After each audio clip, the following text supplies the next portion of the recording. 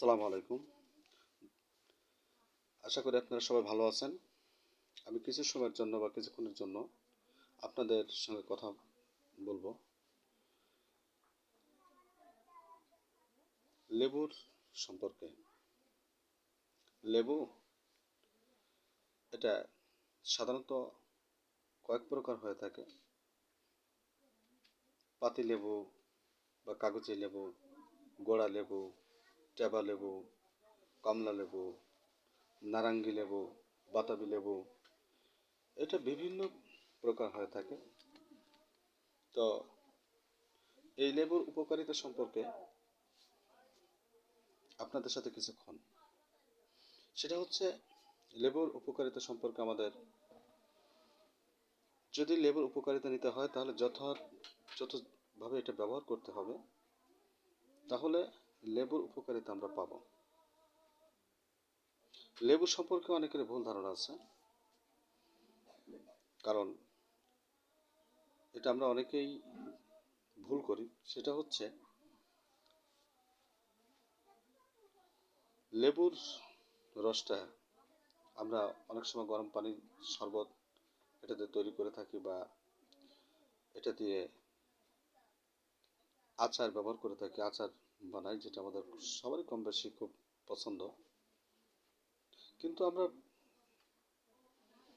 অনেকেই, এটা আমার ধারণা যে আমরা অনেকেই জানি না যে এই যে দুইভাবে আমরা ব্যবহার করে থাকি, অর্থাৎ লেবুর রসে লবণ বা চিনি এটা যখন মিশ্রণ করা হয় তখন লেবুর গুণাগুণটা নষ্ট হয়ে যায়। শুধু নষ্ট হয় না, এটা দেহের জন্য এটা ক্ষতিকারক হতে পারে, এটা ক্ষতির কারণও হতে পারে।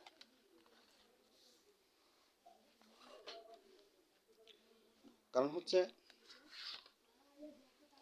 যে যখন আপনার এই লেবু রসের সঙ্গে আপনি যখন লবণ এবং চিনি এটা মিশ্রণ করবেন, বা এই রসের সঙ্গে যখন এর সংস্পর্শে আসে যখন, তখন এটা এর ক্রিয়া, এর কার্যকারিতা এটা ধ্বংস হয়ে যায়। কিন্তু গরমের সময় ঠান্ডা পানির সঙ্গে যে আমরা শরবতটা পান করে থাকি, এটা কিছু উপকার পাওয়া যায়। কারণ হচ্ছে লেবুতে নানান পদার্থ থাকে যা তীব্র ও উগ্র। সাধারণত পুরানো ব্যাধির জন্য এটা লেবুর শরবত পান বা লেবুর রস খাওয়া, এটা প্রতিষেধক হিসেবে কাজ করে থাকে লেবু। কারণ হচ্ছে যে লেবুতে আছে পর্যাপ্ত ভেষজ গুণ, আর এই ভেষজ গুণ থাকার কারণেই আমরা সবাই, অধিকাংশ সবাই লেবুর সঙ্গে পরিচিত এবং পছন্দনীয় একটা ফল। লেবুতে কি থাকে? লেবুতে থাকে পর্যাপ্ত ভিটামিন সি। শুধু ভিটামিন সি না, এতে থাকে সাইট্রিক অ্যাসিড। আর সাইট্রিক অ্যাসিড হচ্ছে অ্যাসিড, এটা পটাশিয়াম সাইট্রেট সাইট্রেট থাকে, যা অ্যালকালাইন। সাইট্রিক অ্যাসিডটা হচ্ছে জ্বলনশীল একটা বিষয়, জ্বলনশীল, এবং কার্বন ডাই অক্সাইড রূপে বাইরে বের করে এটা বের করে দেয়। অ্যাসিডের গুণে পাকিস্তানিতে যে অ্যাসিড বা অন্য পাওয়া যায়, তার সঙ্গে গুলিয়ে ফেললে চলবে না। পটাশিয়াম, হাইড্রোজেন, অক্সিজেন মিশিয়ে অ্যালকালাইন তৈরি হয়, এবং পটাশিয়াম পটাশিয়াম হাইড্রোক্সাইড এটা তৈরি করে। এই যে পটাশিয়াম বা হাইড্রোক্সাইডের ভেষজ গুণ, যা চিকিৎসাকীয় পদার্থের সব ধরনের সর্বপ্রকারের জ্বরের জন্য এটা প্রয়োজন। এই পদার্থ এই পদার্থটা আপনার হৃদয়ের স্পন্দন বা দড়ফড়ানি এটা নিয়ন্ত্রণ করার ক্ষমতা আছে এবং আপনার ফুসফুসকে সঠিক সুচারু রূপে কাজ করার জন্য এটা সাহায্য করে থাকে। সুতরাং লেবু হৃদয় ও ফুসফুসের রোগে বেশ উপকার এবং ফলপ্রদ। বিভিন্ন ব্যাধিতে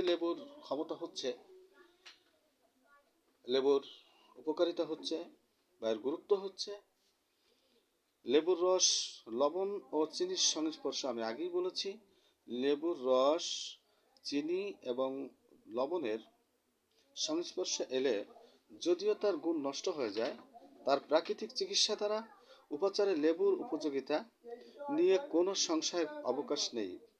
প্রাকৃতিক চিকিৎসায় যে কোনো রোগের বা রোগীর দিন শুরু হয় লেবুর রস দিয়ে। এর কারণ হলো প্রাকৃতিক চিকিৎসার সবচেয়ে বড় কথা হলো পরিচ্ছন্নতা ও স্বচ্ছতা। আর লেবু এই ব্যাপারে নিঃসন্দেহে একটা গুরুত্বপূর্ণ ভূমিকা পালন করে থাকে। কিছু কিছু খাবার যেগুলি খেলে আমাদের যখন অ্যাসিড হয়ে যায়, তখন অ্যালকালাইন পদার্থের অভাবের জন্য পাকস্থলীর গাত্র ফেটে যায়। লেবু নিয়মিত সেবনের ফলে অ্যাসিড অ্যালকালাইন স্তরকে স্বাভাবিক করে ফেলতে পারে।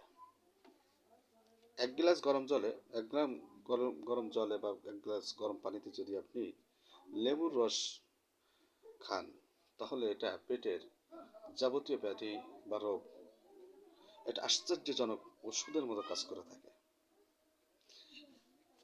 এই অবশ্যই আপনি লেবুর রসটা যখন খাবেন, এটা আমরা কোনো সময়ে এটা লেবুর রসের সঙ্গে কুসুম গরম পানি এবং মধু এটা দিয়ে থাকি, অনেকে মেদ এটাকে কাটানোর জন্য।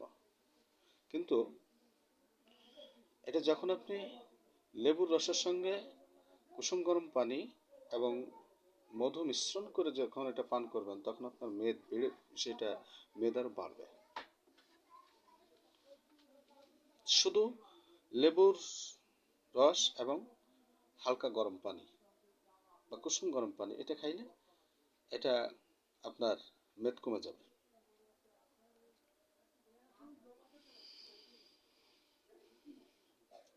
তো আমাদের আরেকটা জিনিস, আমাদের একটা ভুল আছে, সেটা হলো যদি কারো ঠান্ডা বা কাশি বা আপনার সর্দি লাগে, তাহলে অনেকেই লেবু খেতে ভয় পায়।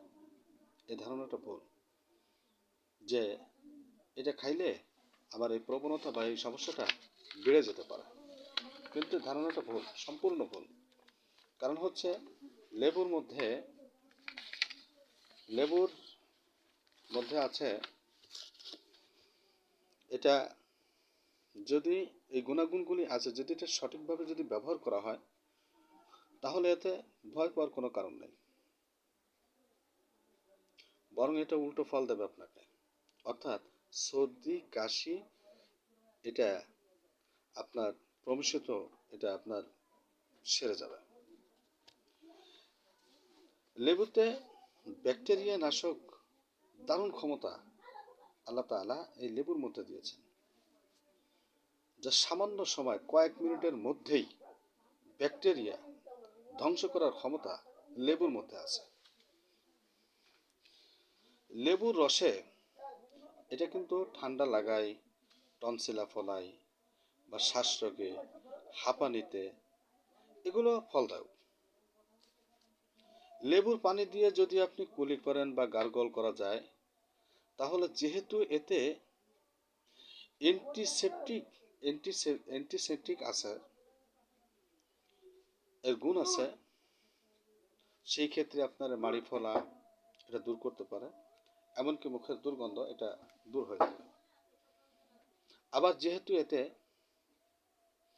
বিষাক্ত পদার্থ বাইর করে দেওয়ার ক্ষমতা বিদ্যমান, তাই মদ, চা, কফি এর বদলে এটা পান করা যেতে পারে। কখনো অন্যান্য ওষুধের সঙ্গেও লেবু এটা ঠান্ডা অথবা গরম পানি দিয়ে সেবন করা যাবে। সৌন্দর্য বা রূপচর্চার জন্য লেবুর গুরুত্ব অপরিসীম। কয়েক ফোঁটা লেবু রস আপনি শসার রসের সঙ্গে অথবা গোলাপ পানির সঙ্গে মিশ্রণ করে যদি এটা রাতে ব্যবহার করেন, তাহলে আপনার ত্বকে এটা উজ্জ্বলতা আসবে। এটা চর্মরোগেও লেবু খুব ফল দেয়। এটা ব্রণ, মেস্তা, একজিমা, এরপরে আপনার বিশেষ করে এটা মুখের অবাঞ্ছিত দাগ তোলার জন্য লেবুর রস গুরুত্বপূর্ণ ভূমিকা পালন করে। যে কোনো দাগি, ছোপ ইত্যাদি এগুলো দূর করার জন্য লেবু অনবদ্য। ত্বককে নির্মল, স্বচ্ছ, মোলায়েম, উজ্জ্বল করতে এটা সাহায্য করে। সুতরাং লেবু এর মধ্যে আল্লাহ তাআলা অসংখ্য গুণাগুণ এর মধ্যে রেখেছেন, কিন্তু শর্ত হলো যে সঠিক নিয়মে এটা ব্যবহার করতে হবে। আল্লাহ তাআলা আমাদের সবাইকে শেফা দান করুন। আমিন।